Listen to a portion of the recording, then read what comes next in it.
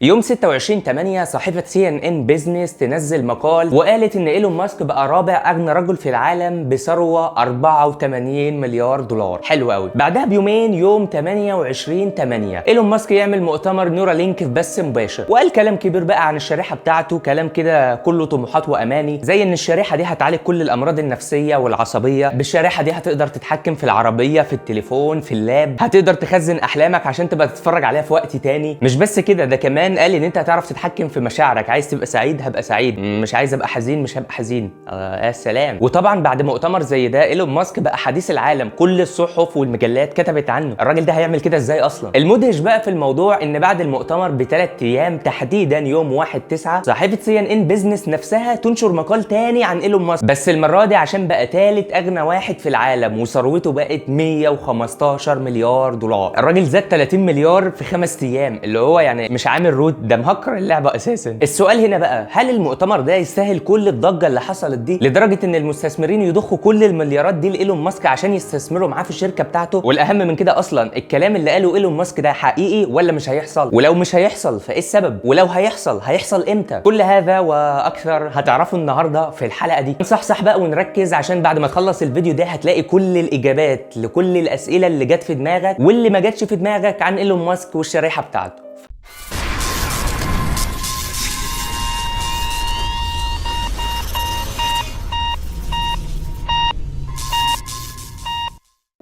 اعزائي المشاهدين، اهلا بكم في دكتور بوتر مع هاني شاكر. الاول بقى اتاكد ان انت مشترك في القناه ومفعل الجرس واعمل لايك للفيديو عشان انا عايز الفيديو ده يوصل 10000 لايك. حقيقه انا استمتعت جدا وانا بكتب سكريبت الموضوع ده، اي نعم تعبت بس استمتعت كتير، لان حقيقي موضوع مجرد ما تفهمه هيغير نظرتك للعالم كله. فيلا نبدا. الصوره اللي انت شايفها قدامك دي لمجموعه امراض ايلون ماسك طلع وقال في المؤتمر ان من المفترض ان الشريحه هتعالج الامراض دي مستقبلا، وحط تحت مستقبلا دي 100 خط عشان هنوضحها بعدين. تعالى بقى نمسك الامراض دي كده واحده واحده. اول حاجه لو خدنا البلايندنس اللي هو العمى، اخر احصائيه لمنظمه الصحه العالميه عملت فيها حصر لعدد الناس اللي فقدوا حاسه البصر او عندهم مشاكل في النظر، كان 2.2 مليار بني ادم، اللي هو العالم كله 7.8 مليار. يعني عدد الناس اللي عندها مشاكل في النظر اكبر اساسا من ربع العالم. لو جينا نتكلم على الهيرنج لوس اللي هو فقدان حاسه السمع، هنلاقي ان عدد المرضى دول في العالم بيوصل 266 مليون، برضو رقم ضخم محدش يتخيله اصلا. مرض زي الميموري لوس او الزهايمر، فقدان الذاكره، عدد المصابين بالمرض ده حاليا طبقا لمنظمه الصحه العالميه 50 مليون شخص، ولكن المشكله انه من المتوقع انه سنه 2050 الرقم ده هيتضاعف 3 مرات وهيبقوا 150 مليون شخص، وده طبعا رقم غير طبيعي في مرض الزهايمر. لو اتكلمنا بقى عن الامراض النفسيه نفسها، هنلاقي ان موقع Our World in Data عمل احصائيه سنه 2017 وقال ان عدد الناس اللي بيعانوا من امراض نفسيه 792 مليون شخص، يعني 10% من سكان العالم. من كل 10 اشخاص في شخص بيعاني من مرض نفسي. والامراض النفسيه عموما هيبقى لها قسم كامل خاص بقى في القناه لوحدها. نلاقي ان في نفس الاحصائيه برضو الموقع قال ان عدد الناس اللي عندها اكتئاب 264 مليون شخص، وده رقم مرعب بالنسبه لمرض خطير زي الاكتئاب. وعدد الناس اللي بتعاني من الانكزايتي القلق 284 مليون شخص. طبعا كده المفروض بقى واضح ان دخول صناعه زي دي بيحتاجها مليارات من البشر،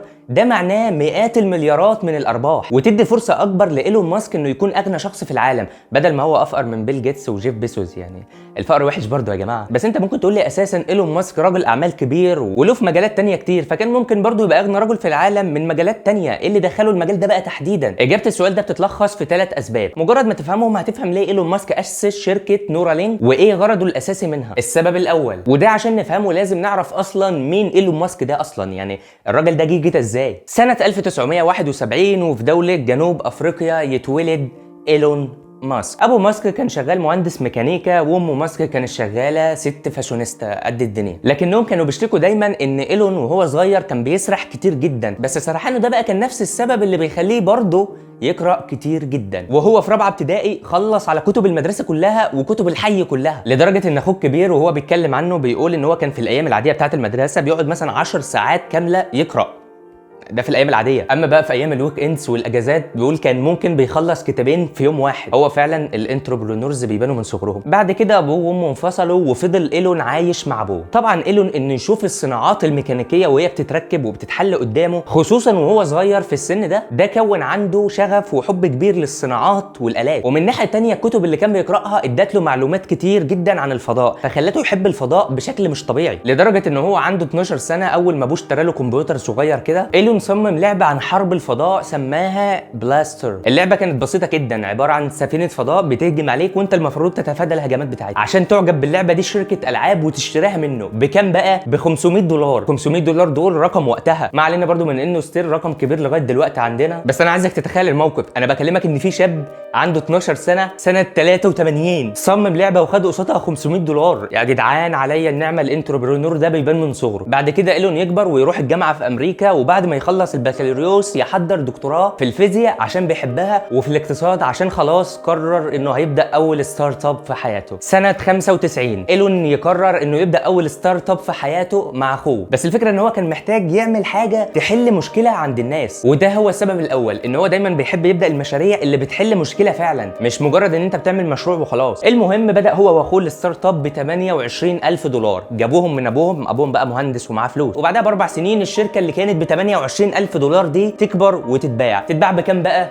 مليون؟ 2 3 5 اتباعت ب 307 مليون دولار، وايلون كان نصيبه لوحده 22 مليون. يسكت بعدها؟ لا برضه، اول حاجه عملها بعد ما خد الفلوس في ايده راح اشترى عربيه مكلارين F1 ثمنها مليون دولار. طبعا هتقول بقى ولد مراهق وحابب يرسم نفسه قدام البنات ويشتري عربيه بمليون دولار. هقول لك ده فكر الناس العاديه انما مش الانتربرونورز ابدا. العربيه دي كانت وقتها لسه نازله ومفيش منها في العالم كله غير 62 عربيه بس، ففكره ان ايلون رغم صغر سنه يشتري عربيه زي دي ده هيخليه يتعرف وسط رجال الاعمال الكبار، بحيث لما يبدا مشاريع بعد كده هم يكونوا عرفوه اصلا ويقدر يخليهم يستثمروا معاه. بعدها بقى لقى ان في مشاكل كتير في عمليات التحويلات البنكيه فقرر يتدخل ويحل مشكله منهم، فعمل شركه جديده بتخليك تحول فلوس لاشخاص من على النت او من على الايميل وسماها x.com. كان شقي قوي ايلون ماسك ده، ولكن نفس الخدمات كانت بتقدمها شركه تانية اسمها باي بال. وبعدين بعد فتره رؤساء الشركات لقوا ان هم بيقطعوا على بعض، قال لك طب وليه ما ندمج الشركتين مع بعض ويبقى زيتنا في دقيقنا، وادمجوا الشركتين مع بعض وبقى اسمها الاساسي باي بال. وده على عكس المشهور عند الناس ان ايلون ماسك هو اللي اسس باي بال، هو دخل بشركته واندمج معاها انما مش هو اللي اسسها. المهم سنه 2002 شركه اي باي تدخل تشتري الشركه بكام بقى؟ 100 مليون 200 500 بمليار ونص دولار. يا جدعان هو دايما الانتربرونورز بتلاقي الدنيا سالكه معاهم كده، يعني الفلوس بتجيلهم كده من الهوا. ايلون خد منهم بعد الضرايب وبعد الليله دي كلها 180 مليون دولار. بعدها ايلون يبدا في مشروع اسمه لايف تو مارس فاونديشن، مشروع هدفه نقل الحضاره البشريه على كوكب المريخ. وسنه 2002 ياسس واحده من اهم الشركات في الوقت الحالي سبيس اكسبلوريشن تكنولوجي، او اللي بتعرف اختصارا بسبيس اكس، وحط فيها 100 مليون من ال 180 بتوعه عشان يضمن الكلمه بتاعته تبقى هي الكلمه العليا في الشركه وان هو دايما يفضل السي اي او بتاع الشركه. المهم بعد كده جاله اول زبون، وزاره الدفاع الامريكيه عايزه تطلع قمر صناعي للفضاء، فراحت له قعدوا يتفقوا مع بعض بقى، خلصوا الحوار على ان الصاروخ هيطلع في 2004. جه ميعاد الاطلاق في 2004 لقوا فيه مشكله في الصاروخ، اجلوه تاني ل 2005. بعدين جم 2005 اجلوه تاني ل 2006.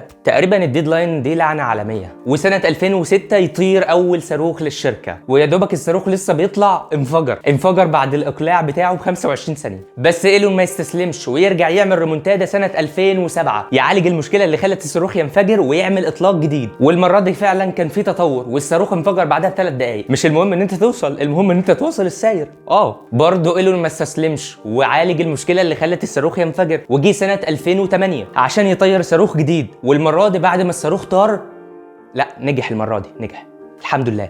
ودي كانت اول شركه خاصه تنجح ان هي تطلع صواريخ للفضاء، وطبعا ده هيقلل تكاليف اطلاق الاقمار الصناعيه كتير جدا بسبب الاحتكار اللي الشركات والدول التانيه كانت عاملاه. بس برضه ايلون ما يقفش عند كده ويدخل في تحدي يعتبر في وجهه نظري من اكبر تحديات القرن ال21. اي شركه صواريخ بعد ما بتطير الصاروخ خلاص الصاروخ ما بيرجعش تاني، فانا بفقد ملايين الدولارات كده مع الصاروخ اللي طار. فايلون قال لك طب ليه ما انا احاول اعمل صواريخ تطلع الفضاء توصل القمر الصناعي لمداره والصاروخ ينزل تاني استخدمه اكتر من مره. وبالفعل يعمل كده وتبقى سبيس اكس اول شركه في العالم والشركه الوحيده اللي الصواريخ بتاعتها بتطلع الفضاء وتنزل تاني. ده لان الصاروخ لما تطلعه اكتر من مره فده معناه توفير ملايين الدولارات على الزبون، فده في مصلحه الزبون. لدرجه ان وكاله ناسا اللي هي اساسا المنافس بتاع سبيس اكس مضت عقد مع ايلون ماسك ان سبيس اكس الصواريخ بتاعتها هي اللي تطلع رحلات وكاله الفضاء الدوليه. انت متخيل ايلون ماسك وصل فين؟ سنة 2003 برضه كانت واحدة من المحطات الفارقة في حياة إيلون ماسك. جه عالمين اسمهم مارك تاربنينج ومارتن إيبرهارد حبوا يأسسوا شركة جديدة لصناعة السيارات، بس مش أي سيارات مخصصة للرفاهية وفي نفس الوقت بتشتغل بالكهرباء عشان تحافظ على البيئة. وبما إنها تشتغل بالكهرباء فسموا الشركة دي تسلا، طبعا تيمونا بالعالم العظيم نيكولا تسلا. بس كانوا محتاجين 7 مليون دولار عشان يبداوا الشركه، ومن ال7 مليون دول ما جمعوش غير نص مليون بس. فراحوا طبعا لعالم العصر المؤمن بالافكار الثوريه ايلون ماسك. ايلون ماسك وافق انه يديهم ال6.5 مليون دولار التانيين على شرط ان هو يبقى السي اي او بتاع الشركه. وده على غير المتعارف عند معظم الناس ان ماسك مش هو اللي اسس تسلا، هو ماسك دعم الفكره بفلوسه عشان تكبر. شركة تسلا دلوقتي قيمتها السوقية 210 مليار دولار، أغلى من شركات سيارات قديمة جدا ورائدة جدا في المجال. يعني تسلا دلوقتي أغلى من أودي وأغلى من لامبورجيني اللي هي سيارات المليارديرات وأغلى من نيسان. ده كمان أكبر من بعض الشركات السينمائية العالمية زي ديزني ونتفليكس. بس إيلون ما يسكتش، يعمل شركة سولار سيتي لتصنيع الألواح الطاقة الشمسية، وكمان يبدأ في مشروع ستار لينك اللي هو هيطلق آلاف الأقمار الصناعية بتدور حوالين كوكب الأرض عشان توفر إنترنت فائق السرعه للبشريه. كمان يبدا في فكره الهايبر لوب اللي هو نفق كده بين مدينتين يقدر ينقلك بين المدينتين بسرعه خياليه. كل المشاريع والافكار دي خلت اسم ايلون ماسك يلمع جدا في عالم رياده الاعمال، لدرجه ان توني ستارك اللي هو ايرون مان لما خد الدور ده راح قعد مع ايلون ماسك في مكتبه عشان يتعلم من ايلون ماسك، عشان يفهم شخصيه ايلون ماسك اكتر عشان يعرف ينفذها في الفيلم. يعني الشخصيه اللي انت شفتها دي اساسا جزء كبير منها من شخصيه ايلون ماسك، وده اللي خلى ايلون ماسك يلقب بايرون مان الحقيقي. ركز جامد بقى من اول هنا لان الكلام اللي جاي ده مهم جدا جدا جدا. التطور الرهيب جدا اللي حصل في حياه ايلون ماسك ده كون عنده خوف غير طبيعي من الارتفيشال انتليجنس، وبدا خوفه منه يوم بعد يوم يزيد، لدرجه انه كان بيتكلم عن الموضوع ده تقريبا في كل لقاءاته. مره قال الذكاء الاصطناعي ده قنبله نوويه موقوته، ومره تانية كان في مؤتمر في معهد MIT قال تطوير الذكاء الاصطناعي ده حاجه شبه استدعاء الشيطان. فعمل شركه اسمها OpenAI، شركه هدفها الاساسي انها تشتغل على الابحاث اللي تضمن ان تكنولوجيا الاي اي تفضل دايما تحت السيطره. لدرجه ان مارك زكربيرج كان طلع مره في لقاء واتسال على تعليقه عن راي ايلون ماسك في الذكاء الاصطناعي، فمارك قال نصا ان فهم ايلون للذكاء الاصطناعي محدود للغايه، وده لان مارك نفسه من اكبر الداعمين لتطوير الذكاء الاصطناعي، ودي هتعرفها كمان دقيقتين اتنين. لكن بعد تاسيس الشركه حصل حاجه خلت ايلون يعرف ان شركه زي OpenAI مش هي الحل لوقف تطور الذكاء الاصطناعي. تجربه كان بيعملها الفيسبوك على روبوتين بيتواصلوا مع بعض، والروبوتين متبرمجين على اوامر معينه يعملوها. المفاجاه ان بعد فتره الروبوتات بقى بتعمل اوامر لوحدها من نفسها، وطورت لغه برمجه خاصه بقى هي بعيدا عن لغه البشر اللي برمجوها بقى، اللي هو لغتكم انتوا داخلها لكم بقى، احنا خلاص يعني احنا بقينا في ليفل تاني خلاص. وعشان يوقفوا التجربه فصلوا الروبوتات دي عن الكهرباء فورا. طبعا انت ممكن تقول لي طب ما قشطه، يعني ما احنا نستمر في الذكاء الاصطناعي ولو الموضوع بدا يخرج عن السيطره نفصل الروبوتات. الله عليك، احسنت يا ابني والله. حبيبي المشكله مش في كده، المشكله ان انت توصل لمرحله من تطور الذكاء الاصطناعي بعد ما تفصل الروبوتات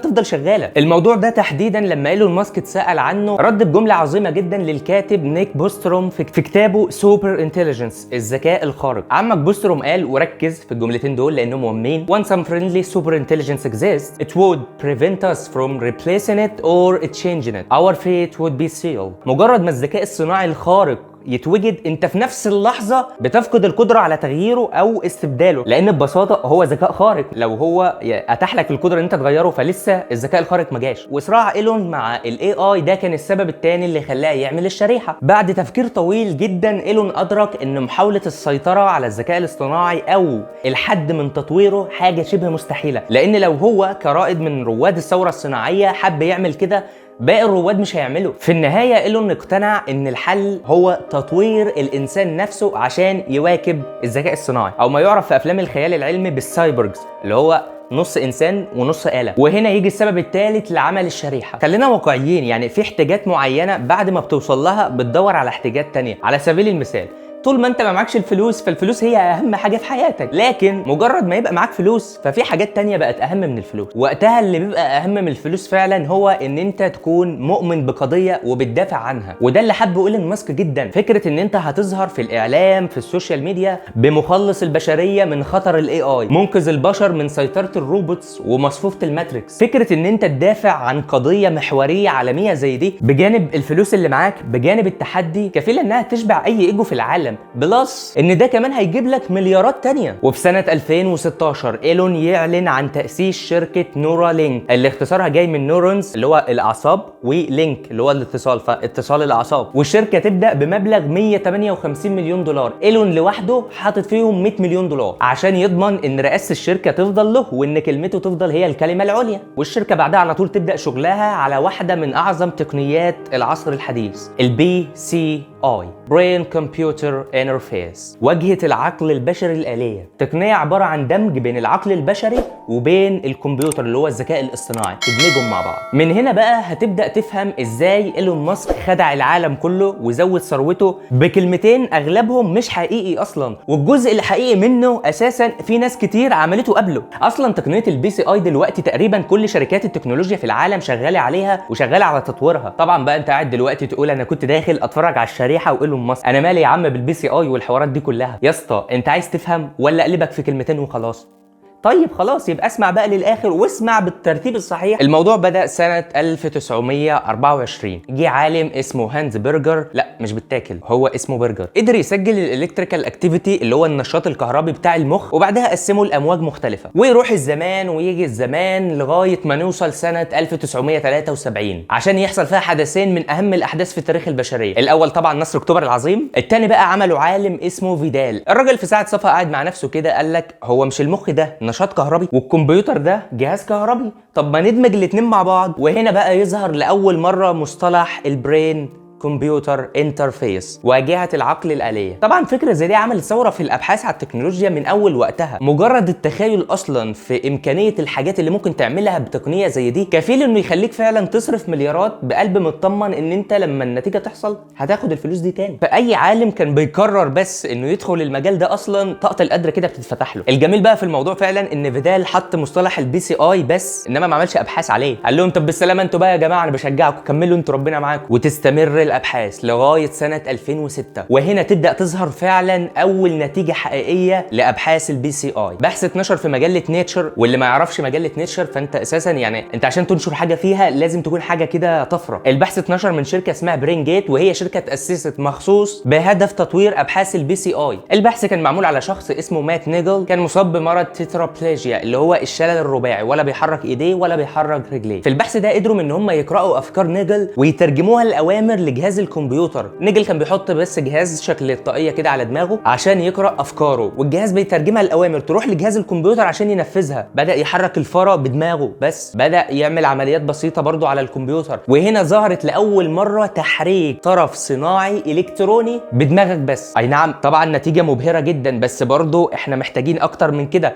يعني فكره ان هو بس يقفل القفاز بايده، احنا محتاجين، لا احنا محتاجين دراع كامله يقدر يتحكم فيها في كل صابع، وده هيتطلب شغل على طرف صناعي كامل. وسنه 2008 شركه برينجيت تاني تنشر بحث في نيتشر انها قدرت تخلي القرد يتحكم بدماغه بس في طرف صناعي كامل، وكمان يخلي الطرف ياكله، مش بس يقفله، لا طرف بيجيب له الحاجات اللي هو عايزها وياكله. ويبداوا يطبقوا التكنولوجيا على الانسان عشان تظهر النتيجه سنه 2012 في الفيديو اللي تقريبا كلنا شفناه واحنا صغيرين اول ما فتحنا نت. في 2012 برينجيت تالت تنشر بحث في نيتشر انها قدرت تتحكم في طرف صناعي كامل عن طريق الدماغ، بس المره دي كان انسان مش قرد. بعد البحث ده انظار العالم كله اتجهت نحو التكنولوجيا اللي هتغير مستقبل البشر دي. وادي اول حاجه ايلون قال عليها في المؤتمر ان هو قدر يقرا افكار الخنزير بتاعه. بس الحقيقه التقنيه دي موجوده من 2006.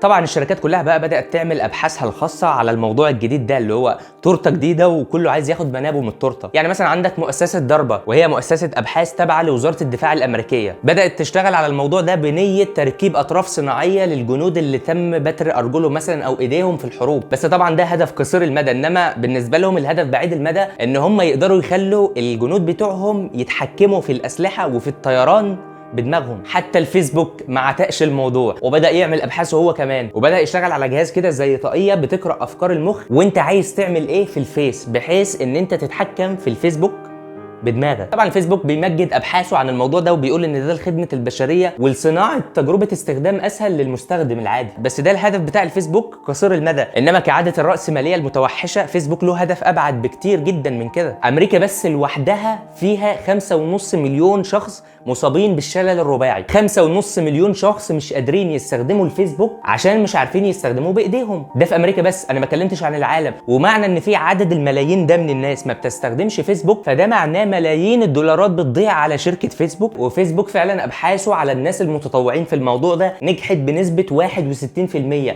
وده رقم كبير جدا بالنسبه لتكنولوجيا لسه في بدايتها زي دي. مش بس كده، ده كمان العلماء شغالين دلوقتي على تكنولوجيا تقدر تقرا دماغك وتترجمها لجمل مكتوبه على الشاشه، جمل. وتكنولوجيا تانية برضو قيد التطوير انها تقرا افكارك بصوت مسموع، ودي هتبقى ليفل تاني خالص. ده تاني حاجه ماسك قال عليها في المؤتمر، ان هو هيتحكم في الاجهزه وهيتحكم في الموبايلات. الموضوع قديم اصلا وموجود من زمان. ايه ده يا عم بوتر، هو ماسك طلع بيضحك علينا ولا ايه؟ ايوه يا ابني، امال انا بقول لك ايه من الصبح. ماسك استغل شهرته وثقه الناس في مشاريعه الثوريه اللي عملها قبل كده انه يروج لشركته الخاصه لجذب المستثمرين فيها في افكار هي موجوده من زمان اصلا. لكن ده مش معناه ان هو مش هيغير في التكنولوجيا، هو هيغير. اولا لانه ايلون ماسك، ثانيا لانه غير بالفعل. فاكرين شركه برينجيت اللي كنا بنتكلم عليها؟ الشركه دي التكنولوجيا اللي كانت بتستخدمها كان اسمها اوتا راي. التقنيه دي بتستخدم الكترودز وصلات وعدد قنوات معين انها تقدر تستقبل اشارات المخ وتترجمها. لكن كان فيها مشكلتين، ان حجم الالكترودز كبير وعدد القنوات قليل. اللي ايلون ماسك عمله بقى واعلن عنه في المؤتمر فعلا انه صغر الالكترودز وزود عدد القنوات. وطبعا قنوات اكتر يعني هستقبل اشارات اكتر،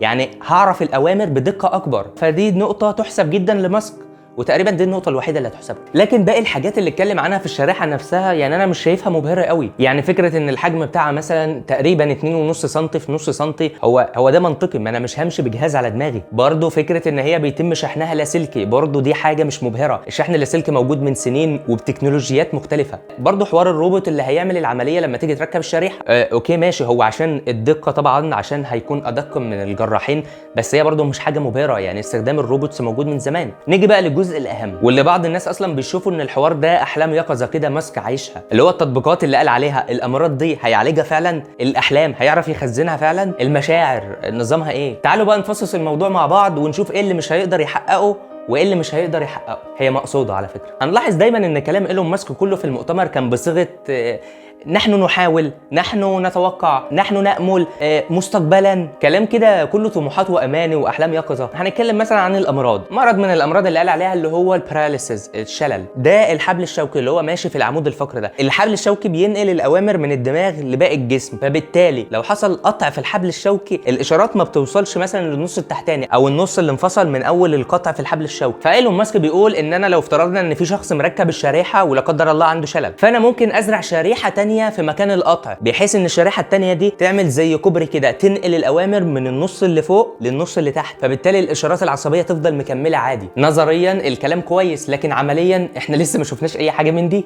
يا سيدي هنعالجه مستقبلا. تاني مرض ديبريشن، الاكتئاب. في مقال منشور على موقع سايكولوجي توداي، وده تقريبا اهم موقع علم نفس موجود في العالم. المقال بيتكلم عن تكنولوجيا حديثه لعلاج الاكتئاب اسمها TMS Transcranial Magnetic Stimulation. التقنيه دي بتستخدم موجات كهرومغناطيسيه. فكرتها ايه بقى؟ انت دلوقتي الشخص اللي عنده اكتئاب بيبقى عنده خلل في كيمياء المخ، فانت بتجيب الشخص ده وبتلبسه سماعه وبتخليه يسمع ترددات موجات معينه من المفترض انها تظبط الخلل اللي حصل في كيمياء المخ. نظريا الكلام يمكن تحقيقه، عمليا النسبه اللي نجحت عليها الموضوع ده قليله جدا، وفي ناس كانت ممنوعه من الموضوع زي الحوامل لما بيكون عندهم اكتئاب الحمل، والموضوع ده هيبقى له حلقه برضو خاصه في البرنامج. وتكنولوجيا TMS دي لسه محتاجه تطوير كبير جدا، فكده برضو الاكتئاب مستقبلا. حاجه تانية زي البلايندنس، العمى. في بحث اتنشر في مايو 2020، مايو اللي فات ده اهو، الحقيقه بحث مفرح جدا يعني، وانا اتبسطت بيه جدا. البحث اتنشر في مجله سيل، وبيقول ان العلماء قدروا يعملوا نوع من انواع اعاده التنشيط للاعصاب البصريه تخلي الناس اللي كان بيشوفوا وبعدين اصيبوا بالعمى ان هم يشوفوا في دماغهم اشكال وحروف معينه مبعوثه لهم من جهاز كمبيوتر. هو مش بيشوف بعينه، هو مازال فاقد حاسه البصر، لكن هو بيشوفها في دماغه. التقنيه زي ما هي واضحه في الفيديو كده، الشخص بيبقى حاطط جهاز على دماغه دماغه، الجهاز ده بيبعت له اشارات معينه، دماغه بيترجمها بطريقه معينه ان هو شايف اشكال وحروف معينه. يعني في الفيديو الراجل فقد حاسه البصر، لكن اتطلب منه يرسم الاشكال اللي شايفها في دماغه، والمفاجاه انه فعلا رسمها. لكن رغم البحث المبشر جدا ده، فالموضوع لسه في بدايته، يعني دي حروف واشكال بس. هل الموضوع هينفع على صور كبيره وبالوان مختلفه؟ الله اعلم. العمى هو كمان بقى مستقبلا. كل الامراض اللي ايلون قال عليها في المؤتمر، كل مرض لوحده عليه ابحاث كتير جدا ان انت تعالجه بالتكنولوجيا، ولكن مع ذلك مفيش ولا مرض وحيد فيهم التكنولوجيا قدرت توصل له لعلاج نهائي، على الاقل لغايه وقت تصوير الحلقه. انت كده ايلون بيواجهوا مشكله قبل المشكله الاساسيه اصلا.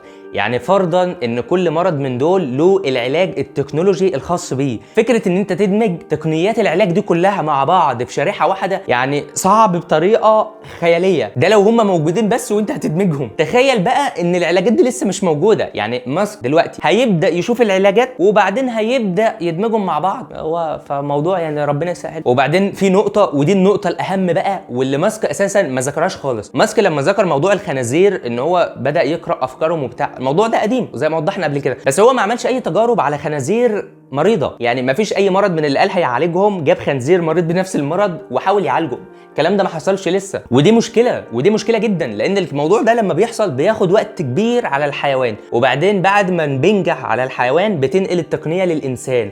على الانسان بتحتاج تعديل، والتعديل ده بياخد وقت كبير جدا، وفي النهايه بتكتشف ان التعديل نافع مع ناس وناس لا، فعشان توصل لتعديل تاني يمشي مع الناس كلها بتاخد وقت اطول. وبعد ما توصل للنقطه دي توصل بقى للسايد افكتس اللي هي الاثار الجانبيه بتاعت حاجه زي كده، اللي بقى اصلا لسه ما جابش المرحله الاولى ان هو يجرب على الحيوانات. فمن وجهه نظري في موضوع معالجه الامراض بالشريحه ده، انا كدكتور بوتر انا شايف ان الموضوع هيحصل عاجلا ام اجلا، هيحصل بس مش دلوقتي خالص. يعني قدامنا على الاقل 30-40 سنه على ما نشوف ان الشريحه قدرت تعالج مرض على الاقل بشكل نهائي. اما بقى فكره التحكم في المشاعر وتخزين الاحلام والحوارات دي كلها، الموضوع ده لو هيحصل في القريب العاجل، فالقريب العاجل ده مش هيكون اقل من 100 سنه. يعني قدامنا على الاقل لو التكنولوجيا اتطورت بسرعه رهيبه 100 سنه مثلا على ما نشوف الحاجات دي، فتخيل بقى كمان يعني لو ما اتطورتش بسرعه رهيبه. امال انت قلت منين يا ماسك ان الشريحه هتعالج الحاجات دي كلها؟ ده بحث عامله انا واتنين انتربرنورز اصحابي كده على القهوه. لكن يظل اخطر سؤال في الموضوع كله، هل انا لو ركبت الشريحه هيتم التحكم فيا؟ ايلون هيبقى عنده القدره انه يتحكم فيا؟ في مقال منشور في نيتشر بعنوان For Ethical Priorities of Neurotechnologies and AI، العلماء في المقال ده جمعوا اهم 4 مشكلات هتواجه البشر في حال نجاح شريحه زي دي. تخيل كده انت قاعد انت واتنين صحابك على القهوه اللي هم مش انتربرينورز، وبعدين بتقول لصاحبك كده والله يا ده زينهم انا نفسي في طبق كشري.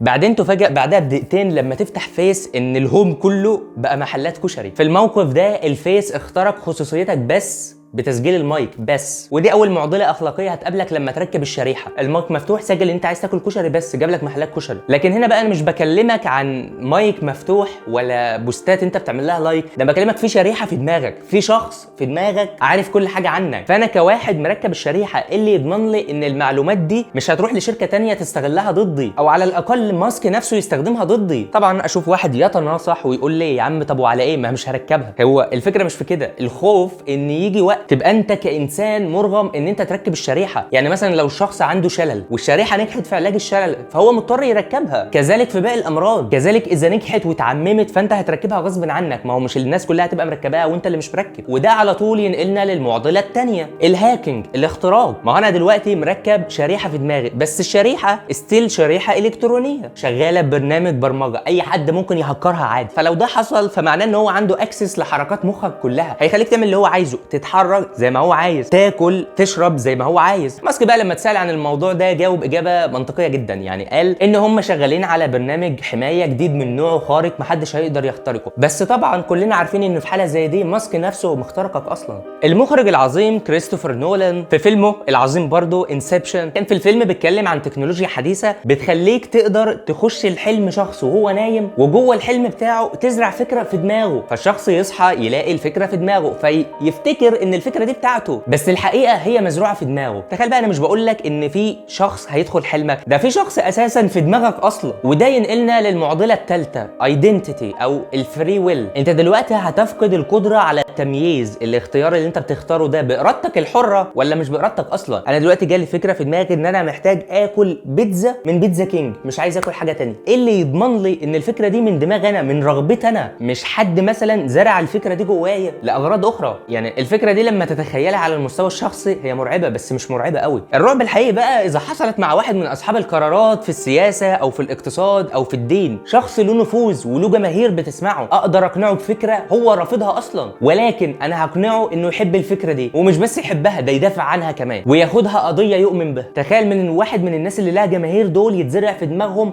افكار شذوذ او افكار الحاديه، هيعملوا ايه في الناس اللي بيتابعوهم؟ الموضوع مرعب. اذا كان بشويه معلومات الناس بس بتحب ايه على الفيس وما بتحبش ايه، مارك باع المعلومات دي لشركه الدعايه الانتخابيه بتاعه ترامب في انتخابات 2016، واستخدمت المعلومات دي في حملتها الدعائيه انها تخلي الناس تنتخب ترامب، وده بمجرد حاجات بسيطه، لوغاريتمات. تخيل بقى لما انا اخد الافكار الاصليه اللي في دماغك، تخيل لما انا اعرف انت هتفكر في ايه قبل ما انت تفكر فيه. المعضله الرابعه سوشيال انيكواليتي، هيبقى في عدم تساوي واضح جدا بين البشر. هتقول لي عدم مساواه ايه؟ ما العولمه موجوده والناس كلها مش زي بعضها. معظم نتائج فروقات العولمه فروقات ماديه وبعض من الفروقات الثقافيه، لكن هنا انا بكلمك عن فروقات في ليفل تاني. تخيل لو الشريحه دي نجحت، واول ناس هتطبقها طبعا هي الشعوب الاغنياء. الشعوب الاغنياء هيبقى ذكائها متطور بمراحل عن البشر اللي مركبوهاش. هيبقى الفرق بين ذكاء الانسان اللي مركبها والانسان اللي مركبهاش زي فرق الذكاء بين الانسان والقطه مثلا. الموضوع بقى مش بس كده، كمان الموضوع مرعب اكتر لو الفكره دي اتدمجت مع افكار تانية